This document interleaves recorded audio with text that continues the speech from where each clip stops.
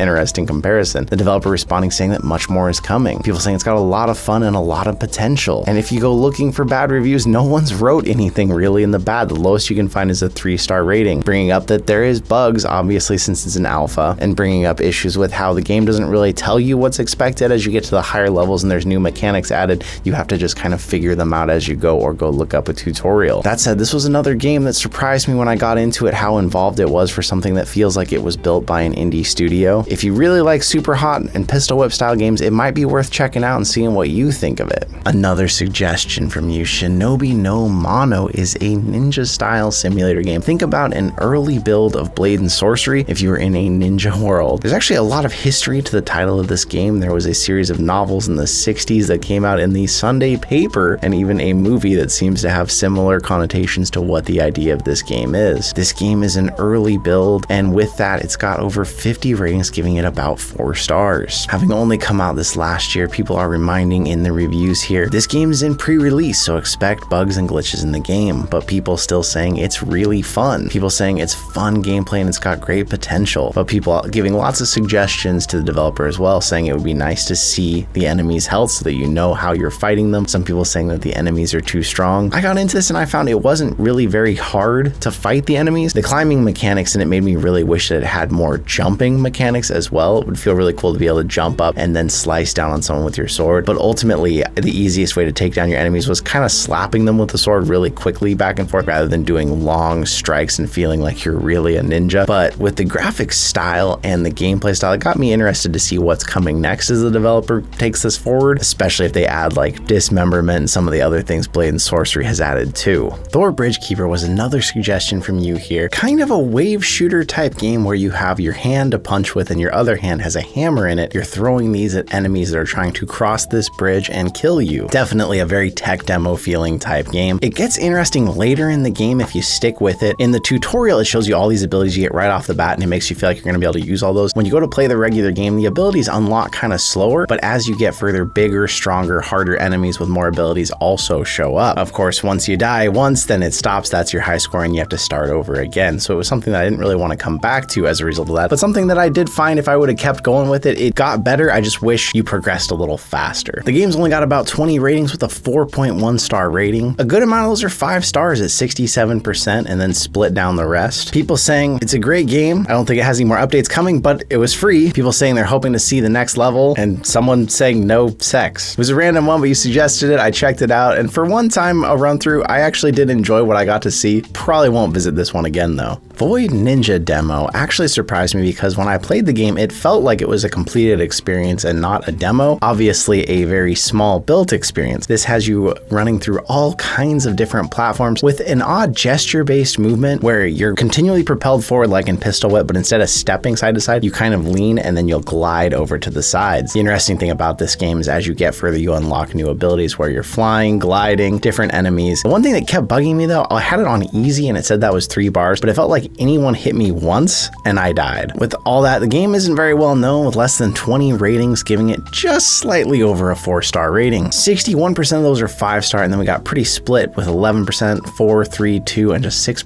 1-star. People here talking about how VR needs more runner games like this, saying it's a great runner, people asking for more and the developer responding to them. And the lowest review that anybody wrote anything was 3 stars, saying it's a work in progress and to keep an eye on it. This has been out since early February of last year. I hope there's more updates coming to it because it does have a promising idea that it's working from, and some of the mechanics are really cool where you have a katana on each shoulder, but I found the things like the bow and arrow were pretty finicky when you were trying to get it out. It wasn't always reliable. If you're into kind of psychedelic runner type games that are a bit more low poly, it might be worth checking out. Thanks to Fall Leaves for suggesting Pollinator Park. This is a very different type of experience. It is set in the future in Europe in 2050, showing some of the ecological disasters that have happened to the world. You take a tour through what is called Pollinator Park, and it teaches you a lot of real life facts about the world and pollination, but it's an interesting future view talking about how this first ever dome like this was built back in 2020, and this shows the future of what it's done to try and help the world. The game says it's a crossover between a zoo, theme park, interactive museum, and a crystal ball. And with that, 44 ratings put this at about a 4.7 star. Mostly positive ratings, 84% 5-star ratings, and just 7% 1-star ratings. People say that it's amazing, that it's informative, and that it's beautiful, well done, and literally no bad written reviews. stars. The only review below a 5-star says that they think there should be a seated option. This is a surprisingly beautiful experience, although you do have to teleport through it. I couldn't find a locomotion option in it, but that said, it was definitely worth checking out if you're interested in anything like this.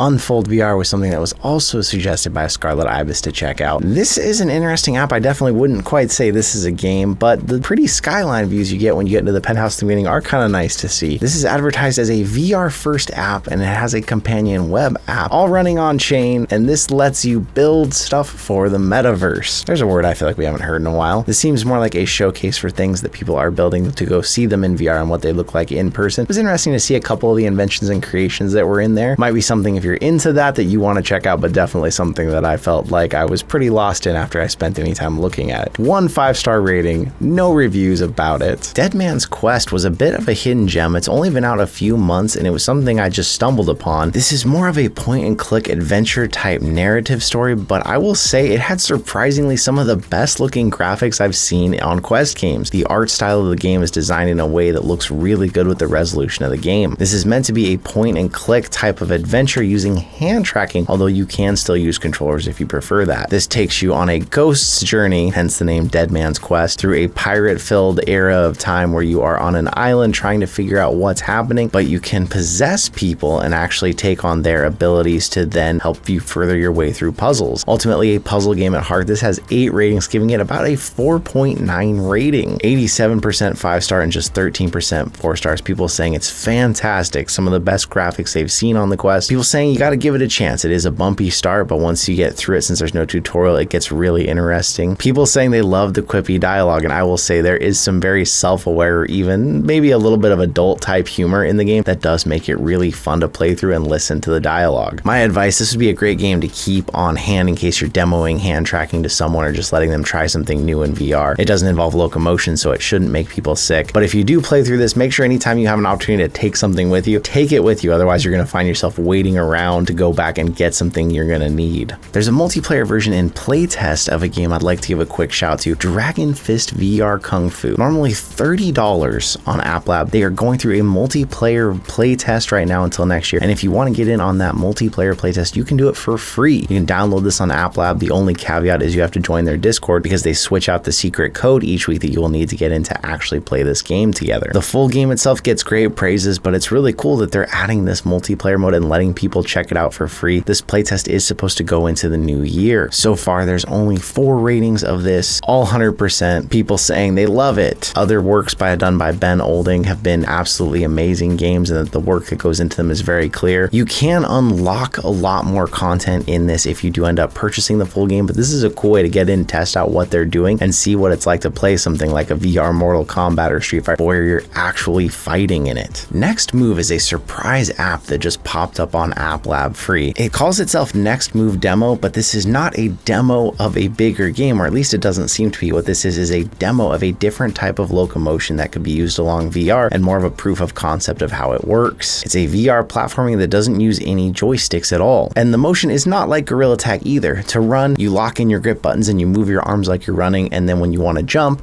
you reach your hands up into the air and let go of those. Or if you actually jump in real life, I found it to kind of be the simpler way to get this to actually work. It's got simple graphics, but surprisingly beautiful levels you're navigating through as you're playing this. And then as you go further in the game, you unlock things like guns and more types of puzzles that you're going to be trying to get through in these levels. It hasn't been out long. It's got 3 ratings so far. 2 of those are 5-star and 1 is 4-star. People saying that it shows a lot of promise. They had to give it a shot. People saying it's really well done. I will say, make sure you get that jumping motion down before you actually start going into the levels, because if you don't have that right, you're really going to struggle through this. It reminds me of other parkour type games like Stride that are on Quest, and it's actually a pretty cool one to check out. Mansion Mystery reminded me of an I Expect You to Die type of game where you're working with puzzles, but with full locomotion as you're moving through this house trying to figure it out. It is much lower end type graphics, but they do look good in and of themselves. This one hasn't been out long enough to get any ratings so far, and when I say it hasn't been out long, it's been out for a matter of weeks. No reviews to tell you so far, but I'll tell tell you, going through it, the puzzles are pretty intuitive. Some of them are way easier than others, but your character sometimes kind of talks to you to help you figure out what's going on. But if you're into puzzle games, especially ones that take place in a real environment with all kinds of different objects around, this one is actually kind of fun when you're in it. If you do decide to try this one out, let me know in the comments since it had no ratings, or let me know how far you make it into it. Cardio Combat Fighter is a street fighting game where you are literally throwing hands. And I say that not only do you punch in this game, but when you punch forward, a hand comes out from your hand and you can actually hit distance targets, which I didn't figure out at first when I was trying to just punch everybody in the face and was taking a lot of damage. This is set in Japan after the outbreak of a zombie virus where you are the only one who can save the world, but apparently the world sees you as a threat and they're all trying to take you down. There's also some telekinesis abilities. This brawler actually kind of reminds me of earlier days of Blade and Sorcery, where you have the fun of picking up characters, punching them through the air, picking up other weapons that they've dropped. This is a demo version where you can play the 2 stages for free, and it's only got 1 rating so far at 5 stars with no written reviews. I had a lot of fun playing this, and I was pretty instantly getting sweaty because you're really throwing a lot of punches to take down these enemies. In the main menu, you can actually mess with some of your stats. I really wish there was a free mode where you could turn your stats way up and just see what happens if you punch someone as hard as possible, they go flying, because some of the ragdoll physics of these characters was a lot of fun to mess around with. If you love street fighting and ragdoll physics games, this might be one to check out. Velocity Rush reminds me of the early days of VR where you're playing on a 3 Degrees of Freedom headset where all you had to have was a controller in your hand that had 1 button on it, and you'd be propelled through this course. That 1 button would help you jump, and you're fighting obstacles kind of in like a 3D Flappy Bird, if you will. At first glance, when I got into this game, I thought I was going to be totally bored and be out of it in a few minutes. I will say, as the levels progress up and the puzzles get harder, it is a lot more fun, although there's less and less checkpoints as you go on, which makes it a little bit more frustrating too. It's got 8 ratings though, giving it about a 4.9 rating, so some people are definitely loving it. Some people saying it's simple but good, they found it addicting. Some people saying that that review was literally true and they agree completely with that review, and people saying perfect for what it is. This is designed to be a simple game that executes a feeling of speed as you're moving through, and you're literally just timing your jumps or how long you're holding the jump to get through it. If you're someone who enjoys these challenging high-speed jumping type games, I actually had a good time with it, although I'll be honest, I don't see myself getting back into it again just because I would have to re-progress through it and it sounds like too much work. Stick with me on this one.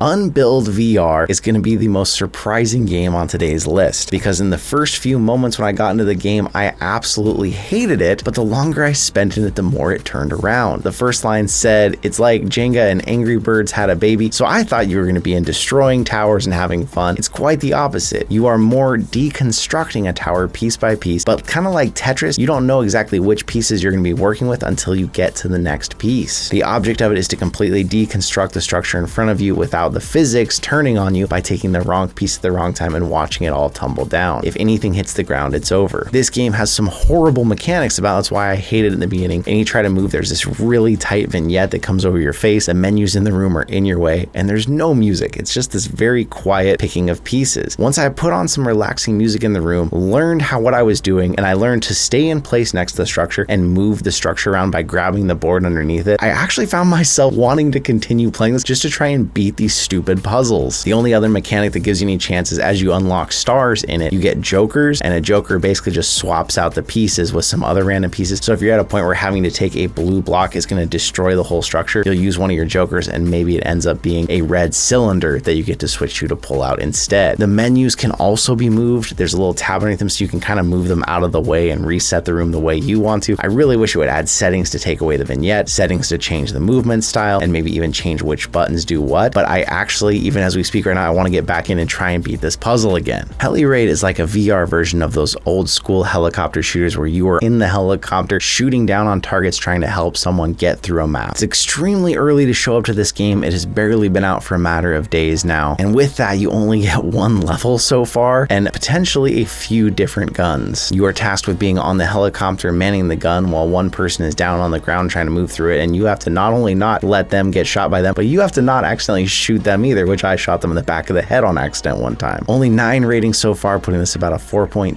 78% of those are 5-star ratings, and the rest are split between 4 and 3 with no 2 or 1 stars. People saying this is a great immersive shooter, saying it has potential, saying they can't wait for the full game. One person even saying it reminded them of the Matrix scene with the chain link gun. The vocals in it are definitely a bit cheesy, but I had a good time on a run through, and it's a game that if it gets more levels and you can unlock more guns, and I see a lot of potential in this, this might be one to download and and try now or wait and see how much more content comes out for it. But it's definitely something that I had a good time playing because there just haven't been a lot of these kind of simple 90s action shooters kind of helicopter games, and it made me realize I kind of want a little bit more of that in VR. Nightfall Warriors Hunt the Supernatural with Your Companion demo is a wave shooter with different types of weapons, spells, but the biggest gimmick that this game has is it can be played with another person through their mobile app. Granted, the other person is considered the companion. They are helping you by healing you, staying near you, giving you a shield, or flying around the map and picking up loot while you're still alone on the ground fighting different monsters that come at you. A little bit of interesting things to it, like there's silver spells to help fight off these wolves. You can light your arrows on fire to set a part of the map on fire, or put down tar to make a bigger fire. It gets better if you stick with it long enough, but in the beginning it feels very slow in progression, and I was like, I really wish this would move a little faster and get to those better weapons I was looking for, like the handguns and the shotguns. Again, brand new, so no rating, so if you do decide to check this one out, leave a rating. Guerrilla Football is another game from the Guerrilla Sports Collection, but now you're in football, of course using the same locomotion as Gorilla Tag in a VR sports competitive game. This game is too new to have any reviews, yet over on the App Lab sorter you can see it does have one 5-star review, technically giving it the top rating of 5 stars. I'm sure that'll change quickly as some of you get in and help them out with more reviews as to what this game is like, but since it literally just launched, thought you might want to check it out early. I am out of breath after trying the zombie cleanup service demo. Now this is an early demo of the game, and you feel it because the mechanics aren't incredible when it comes to like grabbing the zombies and ripping their limbs off, but it is so much fun when you are fighting these zombies, whether you're just repeatedly slamming their heads into the wall, the windows, picking up weapons to stab them with. You can knock off their limbs, take them out however you want. There's only 3 ratings so far and no written reviews on them. All 4 and 5 star. Personally though, this is one you gotta just get it and try it out for fun. Let your friends in it. They're gonna act like a psycho, and it's just a fun time. Suck It has literally just been out for a few days. It's in beta right now, so you can try it free. And this game is way more than what it appears like when you first just watch the trailer. I thought this was gonna be like a single player game where you're going in, sucking up trash, cleaning up your room. This is actually a fast-paced, highly competitive game if everyone else knows what you're doing. You get in, you suck up trash. Once your vacuum's full, you can empty it, and that's what upgrades you and makes you bigger and bigger. But the part of it no one was doing or seemed to realize was that you should be shooting each other also with that trash. You take each other out, you get treasure from that, and then that's what unlocks the final sequence where you can go and try to spawn the end of the game while other people try and chase you down, shoot you before it's over. I actually won the match because no one realized they should be shooting me, and I was shooting and killing probably some poor innocent kids. With that, there is 16 ratings giving it a 4.5 star, even though it's only been out for like 3 days. Almost all 5 stars, 87%. People saying it's great, people saying it's boring and pointless. Most likely because they thought it was just something where you were walking around picking up trash, and that does get boring. They didn't realize there was the competitive side, I'm guessing. People saying they love to suck it. And this is from the developers of like Forever Bowling, Forever Darts. They're a really well-known developer actually. One person gave me a 1-star saying, where are the instructions? And the instructions do pop up as you're playing, but it is not super clear. A tutorial would probably help. It just kind of wants you to get in a match and start fighting. And if you actually do that and other people know that, you're gonna have a great time playing this game. And I feel like once a lot of the young people find out about this game, it's probably gonna blow up. The only game where it's not bullying, tell your friends, suck it.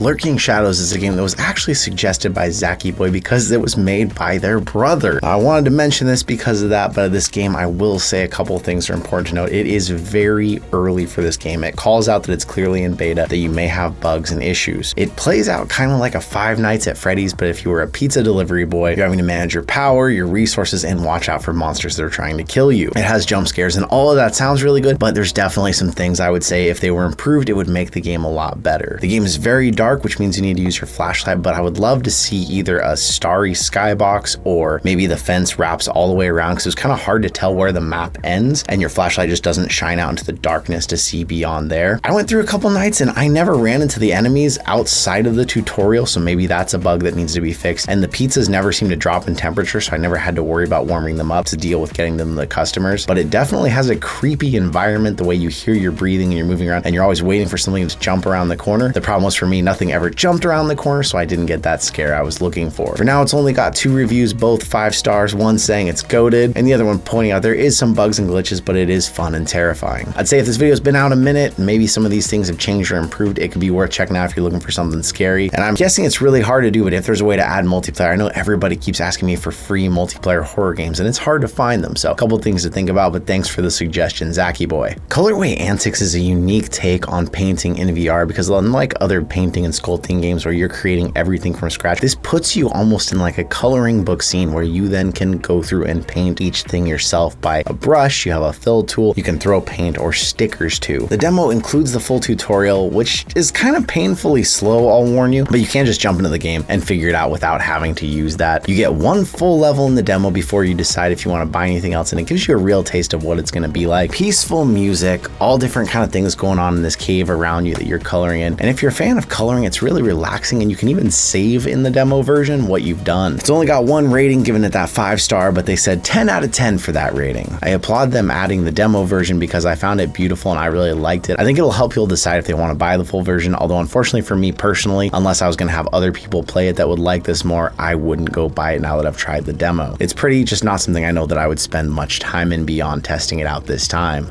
Rogue Aces VR. You better have your VR legs and be prepared for some intense motion if you even think about downloading it. If you are at that point where you can handle just about anything VR, this might be worth checking out. Meant to be kind of like the old school 2D flyers where you're flying around shooting other ships. This puts you first person, takes you off, doesn't give you much time to figure out what's going on, and gives you some pretty tough controls. If you get past the controls of using the 2 joysticks and how that turns the ship, you can actually do some amazing flying maneuvers, try and take down enemies to progress through the levels, or just jump into survival mode. It is hard and it is punishing though. And with that, it's got just a few ratings, all in that 5, 4, and 3-star category. People saying they really liked it. You can use your tricks as a combat pilot. People saying they'd like to see an actual joystick that functions in it, although I'll say it might be pretty hard to get used to that in game. And then somebody just trying to promote their links giving it a 3-star rating. Come on, man. This was just kind of a hidden gem I happened upon, and the mechanics in it are pretty sound, although I do hope later on there's more to unlock because it could get a little boring using the same gun over and over again. But I had a lot of fun playing it because it really did kind of give you that motion feeling. If you're looking for it now, maybe hop in. Trackcraft demo is something good to have on hand if you want to show people the possibilities of mixed reality on the Quest 2. The Pro with the full color is really nice, or of course when the Quest 3 comes out. In this, you're setting up tracks around your house. You can play the default ones they've made. You can actually build them or try community made tracks, although you have to beat some of the stock tracks to unlock the community mode. 7 ratings, mostly positive, all 5 and 4-star. People saying it's amazing, it's really great MR, surprisingly addictive, or a cool concept. It's a good one if you align it to your environment. You can actually have your cars falling off the desk and landing on the floor. I would say it's a decent one to have in your mixed reality bag, just in case someone's like, what's mixed reality like? Or when the Quest 3 comes, it's going to be a lot more mixed reality oriented. This might be one to have right in the beginning. Rogue Stargun demo took me back to like the early days of gaming when you were playing those crappy old flight sims. The mechanics of it are actually pretty good. The acceleration, the way the ship pitches, the way you can use the reverse thrusters, but it takes a long time to get them going. It surprised me how real of a flight sim this felt for something on Quest, but obviously very low-end graphics. Only one rating, giving it 5 stars with no words, so who knows, the person who made that could have left that review, especially since this has only been out for a few days. But if you were looking for something that's like kind of flight simmy and to get an idea of what is possible in VR, this might be something to try out and follow its development as it goes further. I was surprised for how solid the mechanics felt for it though. Intergalactic is very new, very free, and extremely rough. You get into this game expecting to be flying around shooting stuff. First of all, you have to figure out that you need to like aim down to even get the HUD to show up and click on the power, and that shows up the HUD. Then you got to activate your engine down below, and then once it's going, you're aiming with your head and the reticle, but that doesn't seem to really quite line up with what you're trying to shoot in front of you. It feels like a project someone's working on and needs a lot more work. Hopefully this is just out now so they can test it or something. I would not recommend downloading this unless you like to see how rough something is, but there's 0 ratings. No one knows about this, but who knows? Maybe they're going to bring in more and it's going to become something else. For now though, the frustration you feel trying to figure it out and how many times you instantly crash if you try and go up or down too far, it's an experience. Not a good one. Frenzy the Ridden is a little bit more of a well-known wave shooter. You're basically trying to survive against different kinds of zombies, some of which different weapons don't even work on. You have to think about your attacks differently. That said, the environment looks really cool. It's kind of like this Last of Us post-apocalyptic world, but the gameplay itself is rough. You can shoot parts off the zombies as they're coming at you, but it always feels like your avatar's a little too tall, even though you can recalibrate your height over and over. The reloading mechanic, it works. You have unlimited mags on your belt, but it is finicky. Somehow it's got like a 4.5-star rating, over 100 ratings though. People saying it's 5 stars, it's good, it's fun, good game. Zach here said it's decent, but enjoyed it for about 20 minutes and then it just feels like it was kind of unfinished. Definitely not the best experience they've had. I'd say that's fair and on point with this. It feels like something that's being worked on, although this one's actually been out about a year, so I don't know if they're still working on or developing it. It has potential and it looks good. If they'd get those mechanics down, this could be something good later on. I'm throwing one more bonus here at the end of Moon Soldier because it's kind of terrible. It's just a first VR project and you can feel that. Someone's trying to put this together and kind of learn about VR. And for what they did, I will say the one thing worth it is go in and look at the skybox, the planets around you, the world. It all looks really pretty. Beyond that though, all you're doing is punching asteroids that are coming at you, trying not to get hit by them. 3 of them hit you and they kill you, or if they get past you, they're hitting your base behind you. You're trying to keep your base from dying and it just racks up a high score. This is a stepping stone to another bigger game coming though, so I'm excited to watch for that because they did a good job of getting all their mechanics to work reliably. And one person who actually left a written review of 5 stars said, I enjoy. Maybe if you try to look at it from like a fitness angle, maybe you'd like stand there and punch on these, but you'll get bored pretty quick. As more portals appear, it gets a bit more hectic, but not something you're probably gonna want to spend time downloading. Penguin Paradise was a game one of you actually suggested in the comments. At first glance, this game has kind of blocky aesthetics similar to Gorilla Tag, although this is more of a skiing type simulator and calls itself a multiplayer slip sliding adventure game for all ages. With a decent amount of 5-star ratings, 64%, there is still a lot of 1-star ratings too. Some of the lower ratings, of course, citing community members, toxic people there, and then other problems with glitches, people not getting their ice cubes that they earned. Fish Game was another game that was suggested to me in the comments to add to the free games list, so make sure if you have other free games you haven't seen on one list, let me know in the comments down below. Fish Game says, become fish with friends. Basically looks like a simpler version of a Rec Room style game. You are walking around in multiplayer social lobbies, meeting new people, and you are even able to build in these lobbies and play mini games. Their top 2 mini games they mention are their original ones that they made: Swords, where you have 3 lives, you're trying to kill all the other fish, and Boats, where angry fishermen are trying to catch you with their fishing net. Now, with 73% 5-star ratings and 16% 1-star ratings, the reviews definitely look like they may be marked by a lot of younger reviews. One in the 1-star category says, it's really amazing fun, but they wanted to write a review down in the 1 stars for no reason, but the game is amazing and you should try it. But a lot of people saying the hand locomotion that this offers is one of the best. It's not a Gorilla Tag ripoff, people even say. Now forget Gorilla Tag, Human Tag. They say it is still in very early development. It uses the same Gorilla Tag style movement, but it gives you a little backstory here. You are a man named Kyle. Kyle lost his legs and has adapted to movement with his arms. As you can see here, it's obviously a style of Gorilla Tag, but it's set more in like a human environment in a neighborhood with the flattest houses you've ever seen. With 12 ratings so far, it's at about a 4.3 with only a few 1-star ratings and the rest all 5 stars. We've only got 3 actual written reviews here. Best game of life, amazing game should get, and so good, all 5-star ratings. Flying Squirrel Chase. At first glance, it looks like it's trying to be another Gorilla Tag clone, but it actually says that you flap your hands and spread your arms gracefully to soar like a bird. You can see people in the trailer here flying around and throwing around J-Man Curly's head for some reason inside of the game. The game's got about a 4-star rating with 377 ratings. 62% of those are 5-star, with 16% of them coming in at 1 star. Enough people asking for moderator in the reviews, which I can say I've genuinely never seen on another game before, but people saying they like it. I would definitely be concerned about the community you might run into here, because there's people leaving reviews on the game trying to argue with other people in their reviews even, which is kind of concerning. So the review score could definitely be swayed by this as well. Monkey Runners has about a 4.2 rating. Monkey Runners, of course, looking like another Gorilla Tag clone, but with a bit of a smaller environment, and the trailer even citing some issues that they had in development that left some holes in the game. People still are giving it a lot of really positive reviews, saying that the moderators are good. They're usually in there keeping the community clean and fun. Other reviews, of course, that are lower saying that the moderators are the problem, having too much power, but 81%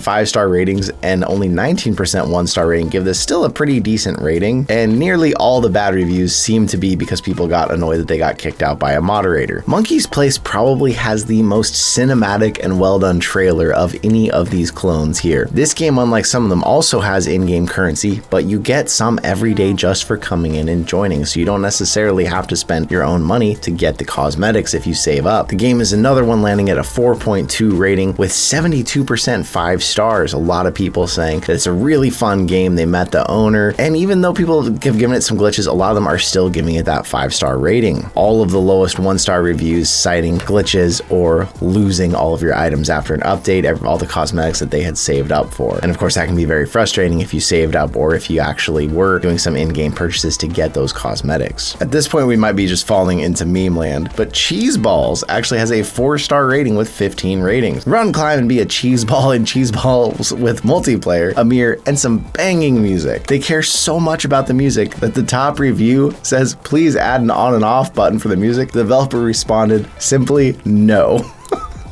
The developer is trolling a bit and it's kind of funny. 60% 5-star ratings and 13% 1-star ratings. Very few written reviews, most of which are somewhat positive. 4 out of 5, 5 out of 5 so hot, and people even trying to talk directly to the dev in the review section. Have any of you out there even heard of Cheese Balls? I'd be interested to know if anyone had heard of it or played it before. The Monkey Games actually has some of the coolest looking graphical style of the clones. I really think that the way they saturated it looks kind of nice, but we're down in about a 3.7 territory with 136 ratings. One says, fix your game. Old review, how do I get in casual? The other, being a 5-star, says it's a good game, but they really want a horror mode to be added to it. The developer did directly respond and said they have a Discord and with their email address there. I do think I like the looks of this game, the different environments, the snow, the sand, and stuff that they've done here. But have you ever tried out the Monkey Games? I'd love to know in the comments, was it worth your time? Mouse Runners is probably one of the most well-known ones on this list with 286 ratings, but about a 3.6 rating, which is a rough rating. You'll recognize a lot of familiar environments though, as you see the crystal caves, the back rooms, and your mouse bouncing around on between cheese and obstacles. Different environments to play on, but this is definitely one I would caution anybody on, as a lot of people have said in the reviews that if you try to buy anything in the game, to buy the cosmetics, you don't end up getting the points, or they just end up taking your money. People even saying it's a scam, in-app purchases scams, you'll get banned, which is giving it a lot of 1-star ratings at 28% 1-star ratings. Monkey Mischief is a game I actually tried back when it was still working, and it got better ratings back then, but now it has 2,300 ratings with about a 3.3 rating. It's got the forest, the cave, creepy horror maps with AI. It's now down to 46% 5-star and 31% 1-star ratings. For people who can still even get the app open, they say it puts them in a black hole and they're just stuck there now. There is supposed to be another release coming up of this game, but I think this would have actually made it higher on the list if it had still been working for a while, because I did have some fun in this back in the day. Funky Monkey is here looking like a miniature version or an extremely early build of Gorilla Tag. It advertises, welcome to Funky Monkeys, a place to play, laugh, and jump around. Game's managed to get almost 100 ratings and about a 4.7 rating, all in the short time as it's come out in March of this year, with 88% 5-star ratings, 8% 4-star, and a split across 3, 2, and 1. You got all different reviews here from people saying, okay,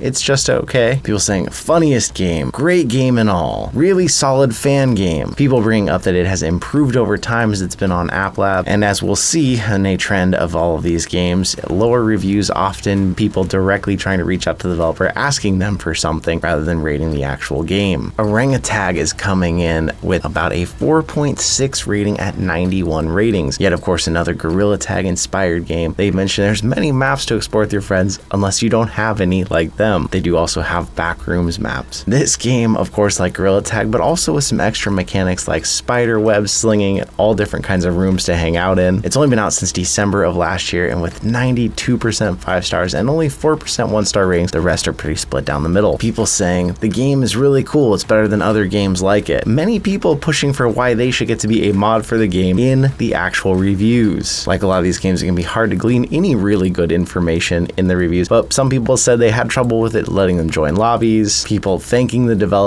directly for bringing their game to App Lab, and a lot of people fighting for mod in the reviews. That's not what the reviews are for. Monkey Unky is getting us down to that 4.5-star rating territory, but this one's got 84 ratings. A VR game, of course, where you don't have legs, you gotta move with your hands, you can play with friends, or you can mead other people. Yes, I said mead, not meat. The game advertises that it has many game modes, and even in the trailer they talk about good moderation, although I'm not sure if for the trailer they hired the most robotic voice actor on Fiverr or if that's the developer themselves. There is a good moderation, and if you want to help, join our Discord. With that, the reviews are mostly positive, 83% 5-star and only 7% 1-star, the split down the rest. Of course, here we are back at it again in the reviews, people saying, can I please have moderator? Can I have mod for a vid? And you have to really sort through the reviews here to even even find anything helpful. Apple here, thank goodness, actually bringing up some good feedback. They said that there's no vibration while walking, the turning is too slow, there's no barrier at the horror map so the big monkey can spawn kill you, and it's refreshing to see a review with some actual feedback here. Of course, if you look at the low end, people are saying that people are abusing their admin behaviors, the game is bad and they got kicked immediately, or that they didn't like that talking wasn't working for them. When I tried this game out a while back, I will say the Christmas themes were kind of fun and interesting, and I thought it was funny how they had a kick hammer instead of a ban hammer. Definitely another one in the whole sea of Gorilla Tag clones. Bad Tag comes in at about a 4.4 rating with nearly 100 ratings. Another VR multiplayer game where you're hanging out with your friends using your hands to control you. Game has been out just since December of last year and is sporting 79% 5-star ratings and 10%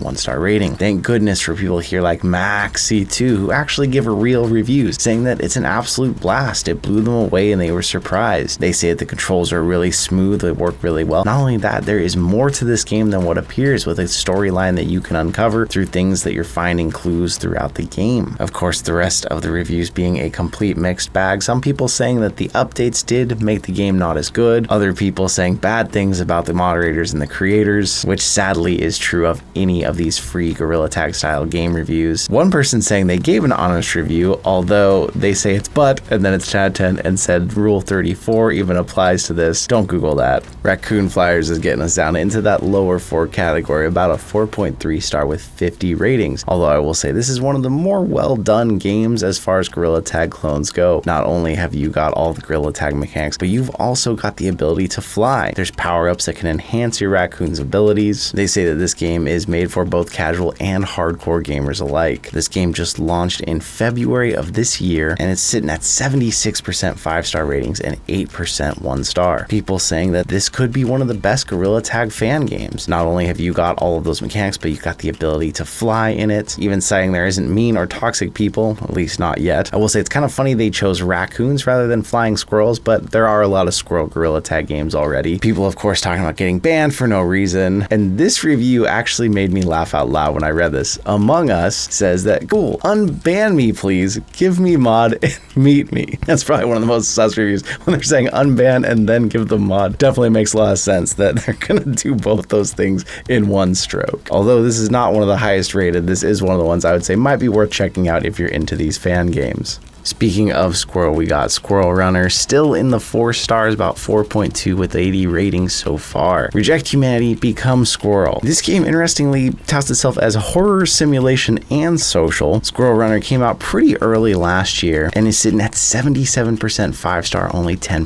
1-star ratings. You really gotta fight through the reviews at this point to find anything reliable, but people saying they enjoy the game. They wish there'd be something like hide or seek mode and other mini games. Other people saying it's just the locomotion of Gorilla Tag with stuff retexture from Sketchfab, although the developer responded that they made everything from scratch. Some people even saying that they're only playing this game because they're banned from Gorilla Tag already, and with other people saying that they like that the game has a much more chill community than Gorilla Tag itself, or people just saying squirrel, squirrel, squirrel, squirrel, squirrel. Monkey Labs is giving you that usual Gorilla Tag style, but with some of the highest requested features from other Gorilla Tag clones. This game has horror modes, it's got a laboratory to play around in with other objects, and although it's only been out since April of this year, it's got nearly 90 ratings with about a 4.2 rating. This one a bit more divisive than previous ones, 79% 5-star but 15% 1-star ratings. Some people talking about how it was easy to get the special items, people of course asking for mod, but some people saying how they really like that it's different from the other generic fan games. There's just a couple of game modes, but others mentioning those game modes like horror mode and PvP are actually really good. If you look to see what people are saying bad about it in the 1-stars, people bring up a lot about how the Discord would reward people based on their content and how well it performed on YouTube, but then some of them saying that they put in more work than other people did on YouTube and they didn't get the same badges. We see the developer jumping in and responding to most of these and at least making an effort to still make people happy with the rewards that they got for attempting to make content on the game. Cebus is definitely one of the better known Gorilla Tag fan games with nearly 600 ratings and about a 4.2 rating. This game just dropped in April of this year, and not only does it have the original Gorilla Tag modes, but it has a bunch of different different modes and maps that you can check out. 75% 5-star ratings, but an 11% 1-star, dragging those down. Of course, you've got multiple people here talking about getting mod in the comments, people saying not to ask about getting mod. Some people who have actually gotten mod are talking about their experience being a mod and how great that's been, but bringing up how the game has been getting hacked. This actually was what took down a really popular Gorilla Tag style game called Capuchin, and it's been a real problem for some of these other more popular games. And in those lower ratings, people bringing up they're having problems in the Zero Gravity room, people saying that some of the new updates have ruined things that they liked about the game, and people also bringing up these issues about hacks. This is definitely a problem we're starting to see more and more in the Gorilla Tag clone world, and something to be cautious of to think about before you're downloading any of these games. Polar Chase has over 200 ratings with about a 4.2 rating, making it a little more well known. It also is a little bit more unique for a couple reasons. One, it has a better lobby organizational system than Gorilla Tag itself, in my opinion, with just simple doors to take you from game to game. And two, it is one of the games that it is literally hard to find a review that is not asking to be moderator. I actually had to dig through the 75% 5-star, 13% 1-star ratings to find reviews that had anything helpful and not just asking for mod or even slightly suggesting it without directly asking. Some reviews even giving it a lower rating, saying that there's a problem that people are constantly asking for mod. People with the good reviews do point out that it does have a lot of different maps, of course, including some of the regulars like Backrooms, Horror, but even other side quests like trying to help someone find their burger. If you do decide to check this game out, maybe don't ask for moderator. Flamingo Flyers is our last game that's above 4 stars, so you may just want to disregard the rest of them after this. With 55 ratings, this is a 4.01, I would say. Although Flamingo Flyers does have some unique things about it that I like. The sandbox mode lets you get in, create your own things that actually kind of reminded me of Minecraft a little bit with their square design. There's different horror modes, and the graphics on this one actually looked a lot better in my opinion than most Gorilla Tag clones. A recent addition just coming out in January of this year. We got an interesting split, 76% 5 stars, only 2% 4, and the rest 22% 1 stars. People saying that this used to be great and one day everything changed. Of course, asking to be moderator to help fix it, and a lot of people saying the game has broken, the game crashes and no longer opens, but more recent reviews saying that it's still fun. As the last of the 4 stars here, if you get in, maybe leave a review, let them know what you think of it. Now that we're under 4 stars, prepare yourselves. Proboscis has 53 ratings with about a 3.9 rating. It says the possibilities are endless. Just dropping in January of this year, the game has got a pretty hard split in the ratings here. 64% 5 star, 25% 1 star. People saying that it's just a straight up ripoff. People misspelling horrible. People misspelling unoriginal. People saying they didn't know they had to be 13 when they installed it, and the developer responding, you're supposed to be 13 to even own a Quest 2. But a lot of more positive reviews. People saying the owner might be rude, but they gave him a 5 star and said it's really fun when you get in. People saying it's a cool game, obviously like Gorilla Tag. And some people citing that it just really has no glitches. Sometimes I feel like the bar is a little low for these clones, but hey, this one's up there with 3.9 at least, I guess. Bird Runners is a game that I've looked at before, and it actually had better ratings before. With over 130, this has slipped down now below the 4-star ratings because they're working on a remake and they shut down servers. It's something you can still get in and check out solo if you really wanted to, but it's been out for well over a year. June of last year actually was when this launched. Now the game still has 53% 5-star, but that's 17% 1-star, pulling it down. People asking, how do they play with people? Not knowing that the servers were shut down. People saying that they did really like the game because you can actually fly around, you have your bird claws to help you climb. It's kind of sad to see how some of these games are aging and having to change out, but I'm interested to see how they remake this, as some of the mini games like the sword fighting and basketball were something kind of unique to this game. Also, why in so many of these games is J-Man Curly's head just laying around? Monkey Bouncers is like Gorilla Tag, but in the autumn season, making the colors kind of blend together a bit much in my opinion. With nearly 150 ratings, this is down to about a 3.7 star. One nice thing that's different about this game is instead of everybody asking to become a moderator in the comments, people are just asking for the mod menu in the game to have more mods or be added back in. With 56% 5-star ratings and 25% 1-star ratings, we're pretty split here. The game advertises mods in the trailer, but people of course saying add the mod menu, it'll make the game better. People saying that the bounciness is laggy. People saying they want mods back in the sandbox menu, and people just spamming trash,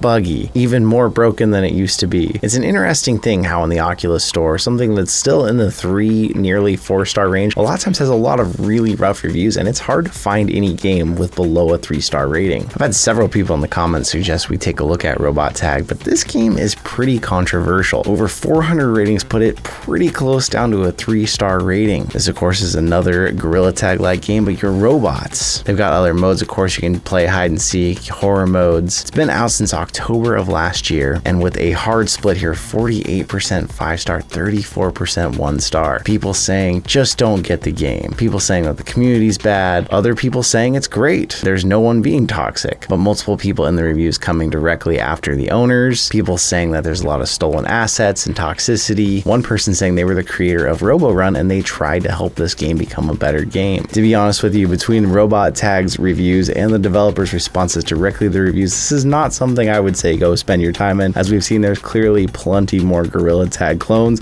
with much higher ratings. Luckily, it does seem like the Oculus Store does a pretty good job of suppressing the games that get the worst ratings. Dungeon Tag is one you've probably never heard of at barely a 3-star rating and only 10 ratings. It says it's not just a game, it's a social gathering hub where friends can meet up and new friendships can blossom. Although this game has only been out since June of this year, the reviews are terribly split with an equal percentage, 40% 5 stars and 1 stars. People mad that there wasn't a horror mode, people asking for mod, people saying that it's good, that it's nice, that it's boring. The developer at least saying that horror mode has been temporarily disabled, explaining the lack of what people were seeing there. This is a new game, so we may see ratings change over time, and maybe this will get more popular if it's actually worth your time, but at this low of a rating, I wouldn't recommend even checking it out. Play at your own risk in the trailer seems very fitting.